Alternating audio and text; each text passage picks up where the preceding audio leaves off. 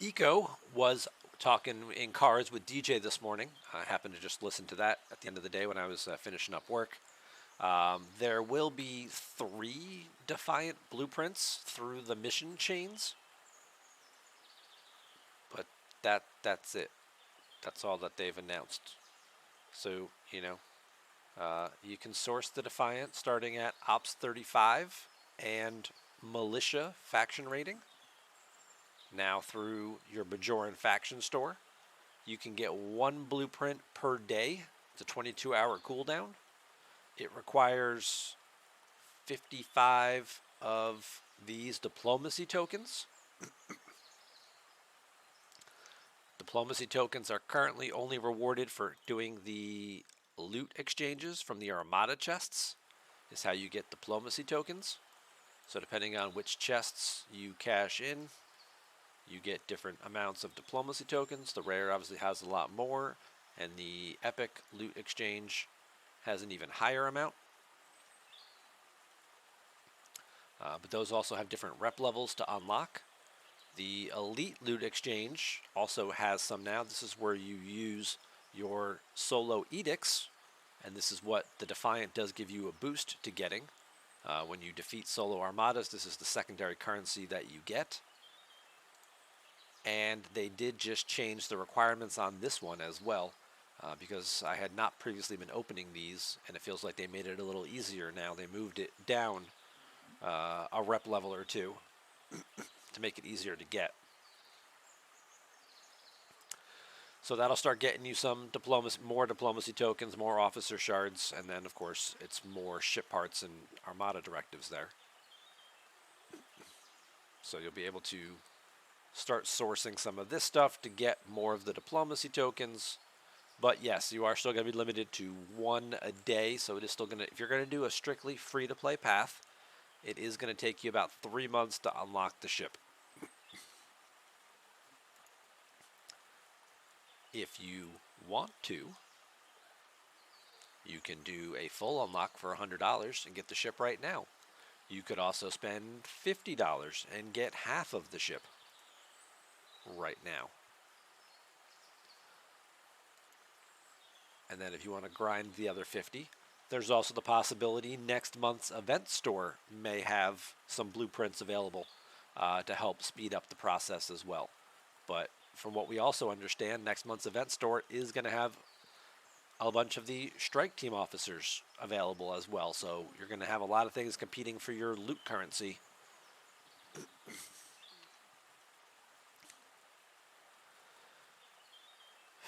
GP, you bought it already? I know a lot of people did. I've seen it more than I've seen plenty of them flying around. And for $100, it's not bad value-wise in terms of just getting it straight up, right? Get the ship, start upgrading it, do your thing with it. As compared to the faction ships, which cost $600 to $1,000 really to get. The Defiant being a specialty ship makes it a little more readily available for people.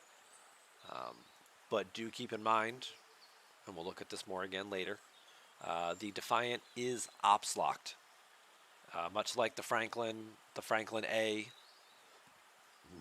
and the Dvorfisha and things like that, the warp components on the ship are restricted based on your ops level. So you won't be able to keep tearing the ship up until you move your ops level up. And currently, I believe tier 3 is the highest you can get it to, between 35 and 40. Like 35 is tier 1, 36 is tier 2, 38 is tier 3, and then you got to get to 40 to go to tier 4. So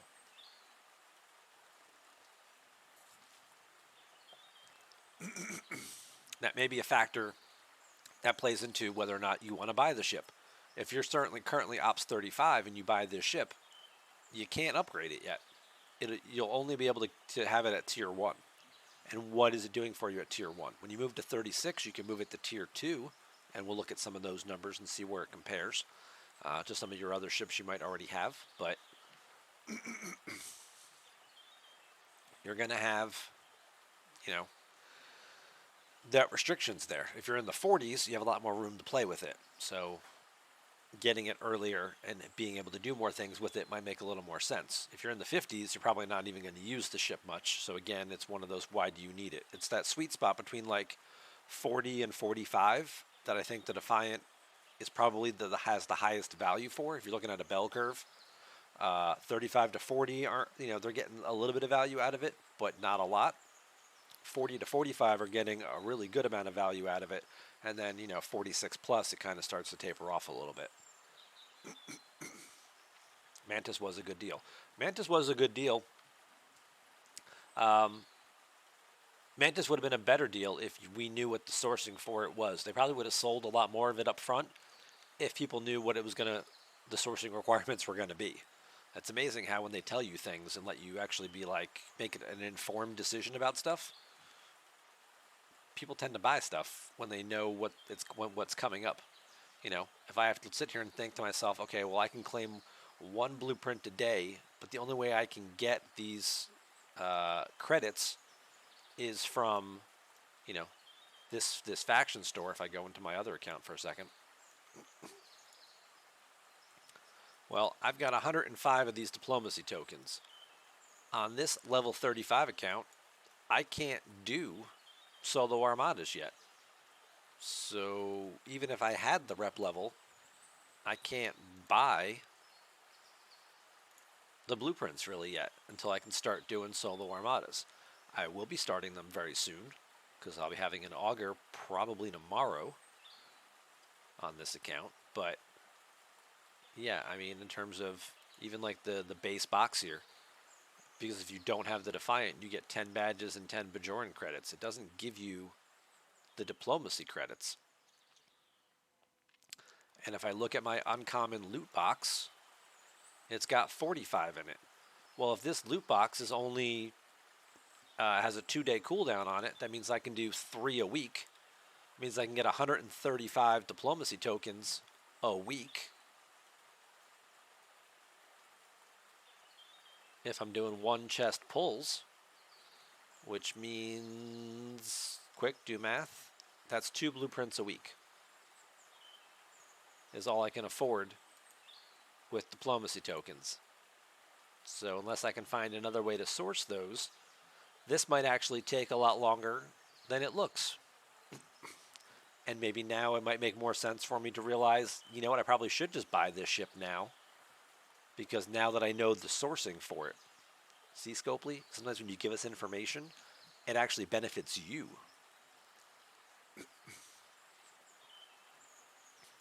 So there's my shot. There's my pitch. Give us more information. Let us make these informed decisions. It'll probably work out in your favor most of the time. So, and I don't think there's anything in here that changes access. Like obviously Prophet's Reward will get you more uncommon credits. If you get more uncommon credits, then maybe you can do like a 2 chest pull.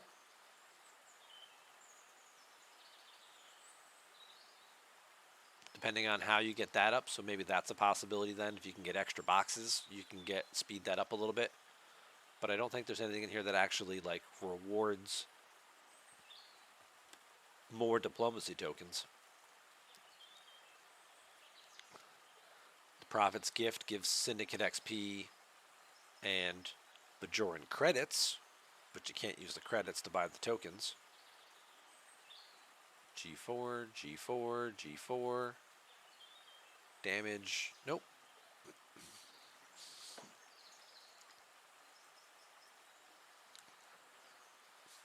Olympus says if they just said, okay guys, buy the Mantis now or you'll get it in 5 to 7 months if you actively participate and win in incursions, you probably would have spent the $50 and just bought it along with the battle pass. Absolutely. And I'm sure there are a lot of players out there that are sitting there saying, if I had known that this is what, not only were you going to announce that this was going to be the path to do it, but then I was going to have to wait another few months to actually go through all the hoops and mechanics to get it, I would have just spent the $50 back in August and just gotten the dang ship and called it a day. Well, we weren't sure exactly. You know what? You could have said, this is what we're intending to do, and this is how we're going to put it, and it's going to take, 3 to 5 months, or we anticipate, you'll get between 15 and 25 blueprints a month, depending on how much you participate in the events. A lot of people would have just spent the extra $50 back in August and bought the thing. And now we're sitting even here with the Defiant thinking the same thing. The other thing I will say, you could just, again, you could buy the Defiant for $100 and have the ship and call it a day. The Bajoran faction packs, which you can also buy for $100, these do have a good amount of diplomacy tokens in them, as well as Bajoran credits and other resources and things. The credits being useful for the favors. But if you're going to spend the money, you're probably better off just buying the ship.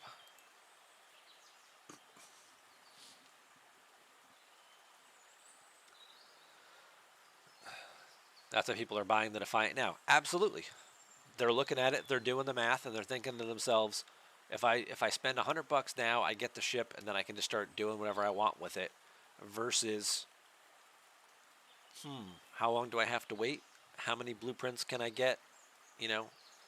A day, a week. My higher level account, I have more of the Bajoran credits, so I have 3,000 of these diplomacy tokens because I don't typically use them too much. This material token claim, I do this one sometimes for 71 to get some extra resources, because this is a good chunk of resources that this pays out for me. But at the same time, my uncommon loot boxes, I get 85 there. I can do rares and epics. The rares giving me 250. The elite one now, where I'm cashing in these edicts, is giving me 250 or 240. And in about a week, I'll be able to do epics as well, which will give me 600. So I'm not concerned about the sourcing of the credits. So now it's just going to be clicking the button every day, and in 3 months I'll have a free Defiant. And I'm okay waiting for that because that makes sense for this account. And if I happen to pick up some extra blueprints from event milestones or from the event store next month or things like that, that'll speed this up. Awesome. I'll have it a little sooner. But for the lower level players who aren't going to have access to these credits, yeah, they probably do want to go ahead and consider actually investing in just buying the ship. I am Highlanders coming in with a raid of 17 people. I know Rev paid it forward and raided out Highlanders earlier today, and it's nice to see him paying it forward as well again. Thank you very much, sir, for coming on in. Hope you had a good stream over there. I know it's getting late for you. It's probably coming up on midnight here for you. So thank you guys coming on in. Yeah, we're going to look at the Defiant a bit, and just what it does and how it works. And then we're going to also look at the power level of said ship and sort of where that falls in as well, in terms of where it starts out, because it's a G4 ship. It's a G4 Epic is how it's classified, but it is another one of those hybrid ships like the Cerritos, where it kind of starts out as a G3, and then as you start to tier it up, it kind of flips over to a G4 ship. But let's see what it tells us in-game. And then we'll go look at stfc.space as well. So, the Defiant. It is an interceptor. It works like the Cerritos, where it does have a buff that you can apply that gives it benefits. It also has an ability itself that when you're fighting gets you more currency. It's not there yet. It's on stfc.space. I was just looking at it earlier. It's all right there.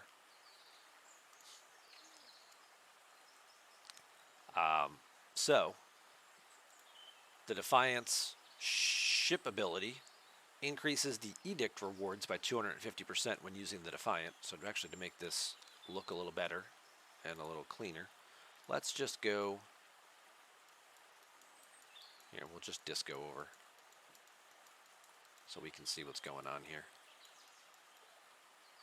Where are their armadas? There are armadas here. This is where I usually go. Let's just jump out there real fast. Yeah, Ripper was a little late upgrading that. The other thing you may also have noticed is they drastically changed the warp range on these systems. These are a lot lower than they used to be. The whole place just got a whole overhaul in terms of warp range. Like these systems here used to be over warp 100. Now they're down into the 50s. You know, this out here used to be like warp like 240 is what you needed to get out here to map these out. Now they're only 150, and these are 100. You know, and these over here were all over 200 or 175 and whatnot to get into some of these, and they are all now like warp 80. So this is a result of the Defiant, so that players of all ops levels could take advantage of it. You know, if you're out here, if you're a higher level player and you're fighting, you know, 51s and 54 armadas, but your Defiant only has warp 60, either your options are, you know, to disco and summon it out every time, or they could just lower the warp requirements on those systems. So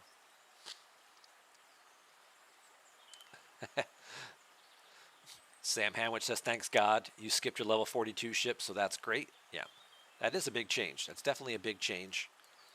Lowering these. It may also let you, you know, if you are, you know, working on your Dominion loot grinding, you might be able to make it now, you know, with your Kelvin. Maybe you can get out to one of these bigger systems. Maybe you can punch up a little bit more. You know, the hostiles in them are still the same strength, but there's also new favors. And one of the new favors that we added today, it's down here, I think. Dominion Domination increases base damage dealt against Dominion hostiles. And it's a 10 level one. Starts with a bonus of 150% and it scales all the way up to 250% damage increase. That's against every ship. And it starts off right here at 500 and it's pretty cheap. So if you now have access to these higher systems and you want to cut down on your grind time, maybe getting something like that, boosting your damage, lets you punch up a little more, lets you get bigger rewards off people, kind of cuts down on your grinding time a little bit of a quality of life improvement. Sometimes they listen. See, look at that. Isn't that nice? Sometimes they hear us when we say, hey, we're spending too much time playing your game. It's more of a full-time job than my actual job. Or, hey, my wife is getting mad I'm spending too much time on the damn computer. Not my wife, but maybe your wife might be. Or husband. Maybe your husband's like, hey, enough is enough. But hey, we were talking about edicts. Edicts are part of the rewards. So for killing the armadas, you get your loot, you get your edicts. Other quality of life improvement they made, they fixed the way the battle log displays solo armada loot. If you remember previously, it used to just show you the rewards for whatever your highest ship was because it was still dividing the loot between your 3 ships. And so the battle log would only reflect what your highest ship was getting for a payout. But since all 3 ships are yours, they fixed a coding on that, and now it is combining them all together. So now when you click here, it shows you exactly what you're getting. 494,000 is what I got. The armada I killed, I think, showed about 210. So this is my favors plus having 5 plus having Geordie as captains, getting their bonuses. But you also notice the edicts right there. I got 44 for doing this. If we go back to our Defiant, you can see right out of the gate, the Defiant gives you a 250% bonus to that. So now, instead of getting 44, I would have gotten 250% more. So what are we talking about, 100 and something? 88, 110 more with this bonus. And why is that important? Because we use the edicts in the faction store for additional bundles. It's here in this elite loot exchange. You still need 1,500 of them. But now instead of getting 40 and it needing to kill a whole bunch of these things to get them, Now if I'm getting 150, maybe I only have to kill 10 armadas instead of killing like 30 or 40 armadas to get one of these loot boxes. These boxes have additional directives. They have different officer sourcing, ship parts. This is a good box.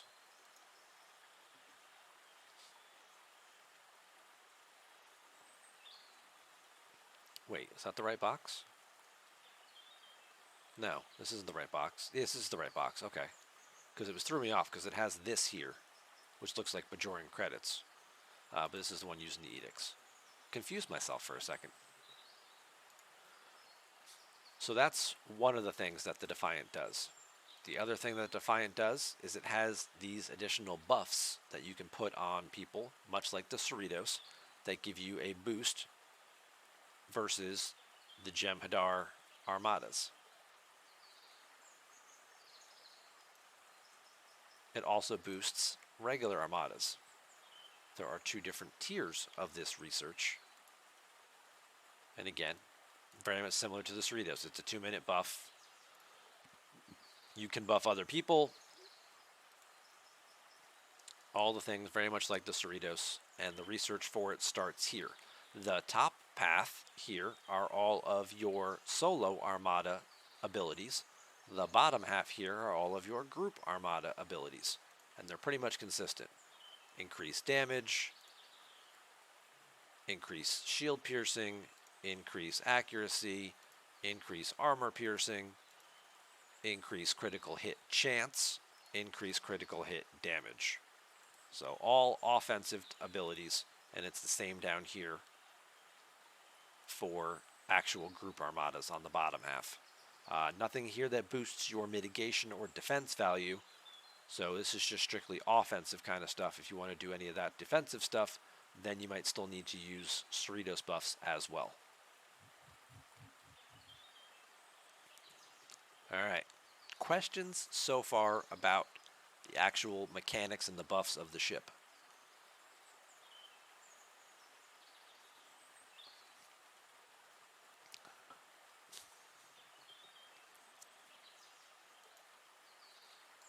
Alright.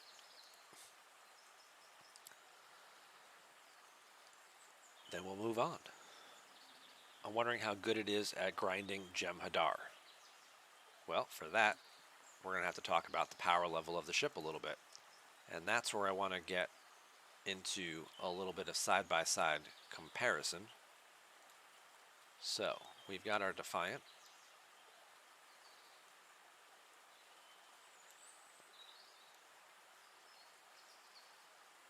Come on, just do it.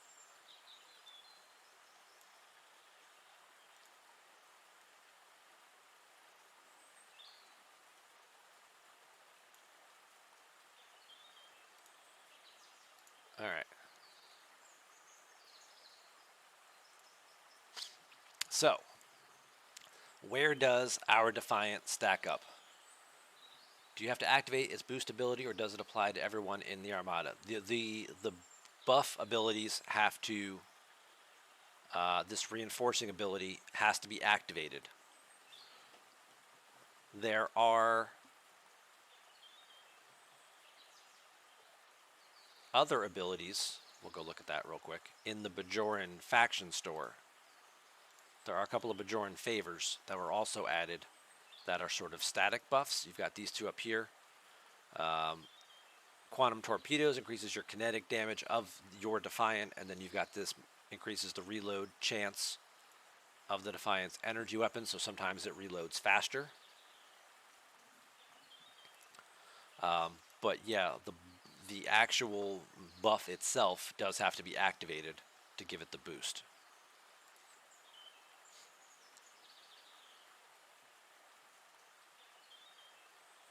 Alright, so right out of the box we can see that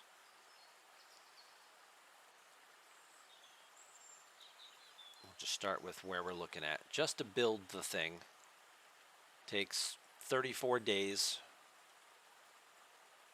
24 million, so it's already more. We're looking at the Gladius right now, the 32 ship, and it's already more time and cost than building a Gladius.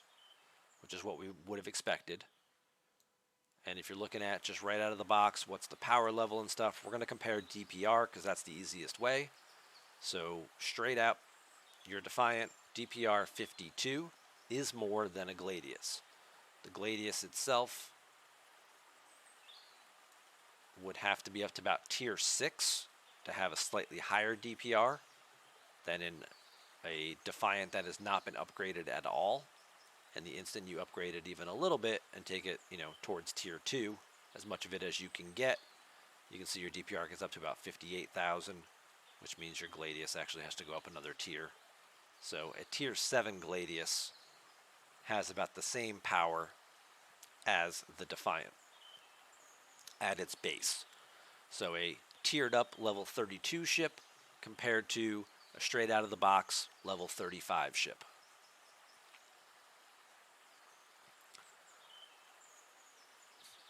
Again, I mentioned that the Defiant is ops locked. Let me pull up that graphic for you real quick in case you didn't see this. So tier 1, 35. Once you get to 36, you can move it to tier 2. 38 is tier 3. And then you start getting into the 40s and it starts moving up every other level throughout there. So if you're in your mid 30s, you're going to be stuck until you get to Ops 40. It's going to be stuck at tier 3. It's going to be the highest you can get it.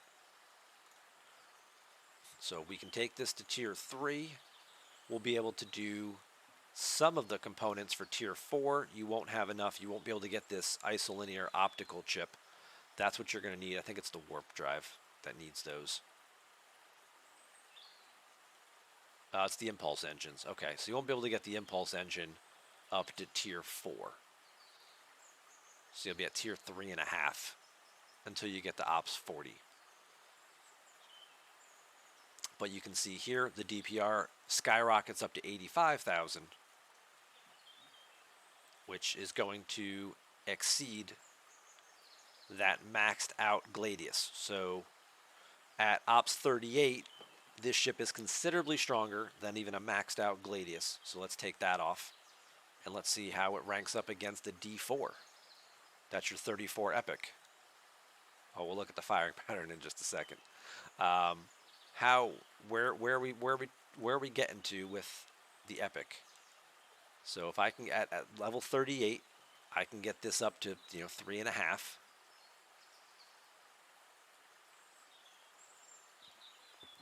And I would have to have a tier 7. We'll call it a tier 7 Epic to match that. Not unreasonable. You're kind of in about the same wheelhouse. Getting an Epic at 34, 35, and then the time and resources that it takes as you're moving up through ops levels.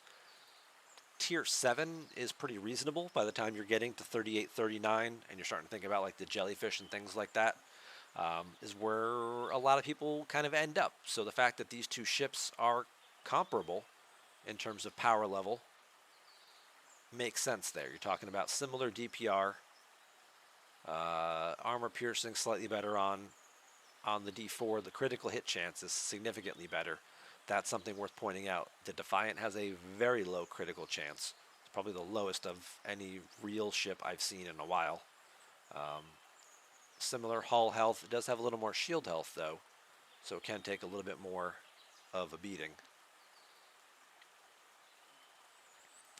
So again, if you're in your mid 30s, higher 30s, and that's kind of what you're restricted to, your Defiant is similar to a tier 6, tier 7 D4. Now if you're saying to yourself, well, that doesn't really help me all that much, what's the difference? Well, the difference is the uncommon resources that are invested in this. The Defiant is a specialty ship. The majority of its components are all these ablative armor parts, which all come through the Bajoran faction store once you have the Defiant. So you're sourcing the parts kind of like the same way with the Stella, where you're sourcing the parts through the store to do the upgrades. You're spending very little in terms of actual G3 and G4 materials, and most of them are commons, which you can use Latinum for. So even if you're Ops 38 and you don't have access to 4-star materials, it's 4-star common parts which you can use Latinum for instead. So you can still upgrade this. And in terms of crystal, you're spending 1100 crystal as opposed to spending 29,000 crystal. A little bit easier in terms of the sourcing. This lets you continue to upgrade your other ships or to upgrade your buildings to keep moving up and still have a ship to work with. Is it classified as a Fed ship or an independent?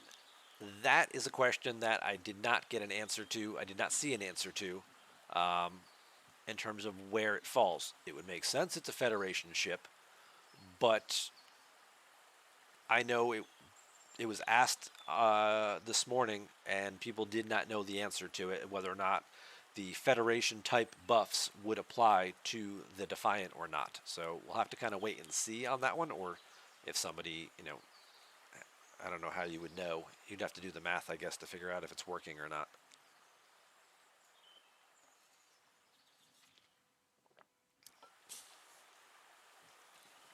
It seems likely that it would be more independent like the Franklin. So, somebody did ask about the firing pattern. Down here you can see the firing pattern of, also compared to the firing pattern on the D4. You're talking about 2 shots per round. Every other round, one weapon is firing. Left gun, right gun, left gun, right gun. 2 shots per round. The Defiant has a standard phaser that's firing 1 time each round. It has a much bigger phaser that is firing 4 times every other round. And then it has this giant quantum torpedo launcher that fires once every 4 rounds. But it does massive damage compared to the other weapons. The phaser that's firing 4 times every other round, you're looking at, 17 to 30 base damage here. The phaser that's firing every round, this is only, 9 to 11, so significantly lower. About half of the gun that's firing every other round, but this is doing more shots. And then you look at the big gun, which is doing 70 to 90,000, but it's got a 4-round cooldown. Now that's where that research is going to come back into play in this Bajoran favor that we talked about. This magnetic field optimization increases the reload chance of their energy weapons. Oh, it's energy weapons. It's not the kinetic one. Interesting. I thought it was the other way around. I apologize for that. I got all excited for nothing. I thought it was a kinetic weapon, that it was going to lower the cooldown on it, but it's the recharge rate, so it might make these guns fire a little faster because they'll have less of a cooldown.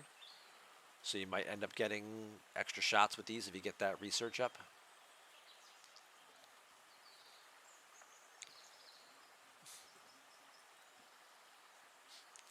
A max Defiant doesn't come to half the power level of your existing warship. Well, the DPR doesn't. Now you're looking at them side by side like this, or you're looking at your actual ship in game, because you have to remember all the research and officers and things are going to drastically affect your DPR in game. So, okay. Yeah, so when you look at like the Kelvin, which is the next ship we'll move up to, once you get into the 40s and you're starting to think like, what can we do here? And you move to the USS Kelvin, a lot of people get, your 42, you take your Kelvin up to like tier 4, or say by like tier 4 or tier 5, between 42 and 44. And you're looking at a much higher DPR. But if we go back to that chart, which I foolishly closed, you can see that by 44, you can actually get the Defiant up to, say, tier 6. So between tier 5 and tier 6. So let's compare these and give these a little bit more. So that's at 40. Now you're at 42. And you're looking at building a Kelvin straight out of the box. Very similar DPR numbers, damage numbers. Obviously, there's more hull health and shield health here with the Kelvin, the G4 ships. And then as you, start to upgrade this, You get it up to about tier 3, maybe right out of the box before you start running into out of ship parts. And you've got a significant lead, but this ship, again, now you have to start comparing. Would I invest the ship parts here or there? You can get it up to tier 6, which again now puts you back ahead. And you're looking at it being pretty similar in terms of damage output with your tier 4 Kelvin. Obviously the Kelvin, like I said, a lot more shield health, a lot more hull health, so it's going to survive a lot longer in those fights. But it also requires a lot less to upgrade.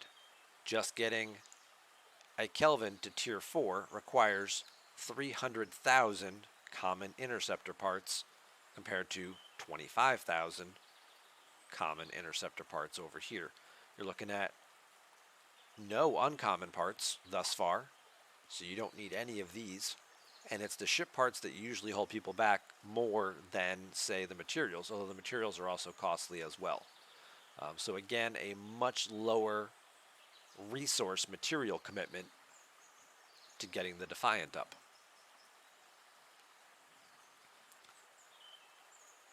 All right. Last thing on our chart, which again, why do I keep closing? I just keep meaning to minimize, but just having one of those days. All right. So at tier 7 is where you get to 46, and now you're talking about comparing it to something like a pylum. Probably not going to hold up all that well. When you move it to tier 7, you know, your DPR 179. I didn't plan on comparing it to the pylum, but we will. Straight out of the box, where's your pylum? 147. You do those first handful of components. Again, a large amount of ship parts or a large amount of latinum. Now you're trying to get it to tier 3. Okay, it actually is holding up in terms of damage. So again, doing similar damage. The big difference here, though, of course, is the shield and most importantly, the hull health. It's a 46 rare. You know, the damage is there. The life expectancy is not. So if you're going to stack, you know, stats below deck, that'll be the other advantage you have here too. The number of officer slots, you know, at tier 6, you get 4 officer slots. You're getting decent sized bonuses. Can you stack enough health below decks to boost the hull value? Do you have enough research and stuff to also boost that to help keep it alive longer? And finally, we talk about, you know, where you can take the Defiant when you're trying to max it all the way out. What's it going to get to by the time you're in your 50s? Well, now you're looking at a DPR of 600K. It really takes a big jump up around tier 9. Goes from 238. When you go from 9 to 10, it goes up 50K there. And then it goes up 200K there. And then another 150 or so from the last couple tiers. But to get to those tiers, you have to be over Ops 50. So there is still some value for the 55, no, the 50 plus players to use this ship when they're doing their armadas with it as well, because of how it does sort of scale up. But even still, looking at it maxed out, you're still looking at a lot fewer ship parts involved in doing it. It's not very resource heavy at all. It's very, you know, locked in here on these two particular ship specific parts, like the Stella, like the Franklin, that are more sourced through your faction store. Yes, that should be a thing too. The repair bill on the Franklin, on the Defiant, since I kept this up, should also be a lot better as well. You can, there's a, did I scroll past it? Repair, it's got to be up top.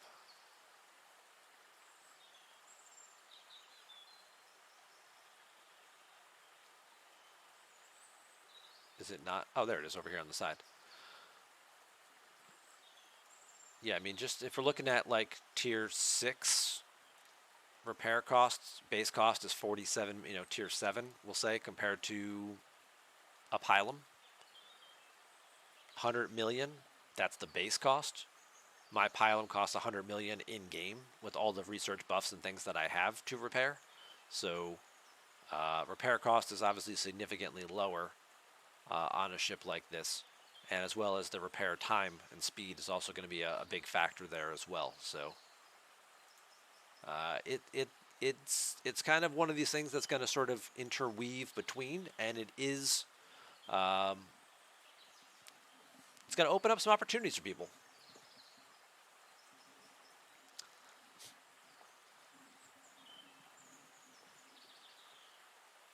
Your DPR present is 1.4 million. Well, yeah, you have a G5. So yeah, the maxed out one, obviously, for the G5 players, again, you're probably not going to get too much value out of this. But if it's the third ship in your solo armada, if you've got a Corvus, a Pylum, and a Defiant, you're still taking down some pretty big stuff. If you're using the Defiant instead of like, a second G4 rare, if you're replacing a Coronar or something like that with a Defiant, you're not seeing too much of a power drop off once you get it tiered up a little bit. So you'll still be able to hit the things. Plus now you're getting the better loot rewards. If you have two G3 uncommons, then yes, they're just going to completely overshadow the Defiant because they're massive warships. So yeah, it's not quite, stacking. It's not going to stack up against the G5 for sure. So you've been using your Jellyfish as the third, yeah. I mean, the Defiant can kind of slot in place of some of those other ships. It's going to have some really good value there, and it shouldn't, depending on your ops level, it shouldn't take too much to upgrade. And again, you can buy the parts for it. I don't know if it'll show me. It doesn't show you the parts until after you buy the ship, and then the store refreshes, and then there's a pack that also has the parts in it. But no, I don't plan on spending $100 to build a ship and then $200 to $300 in parts to upgrade it.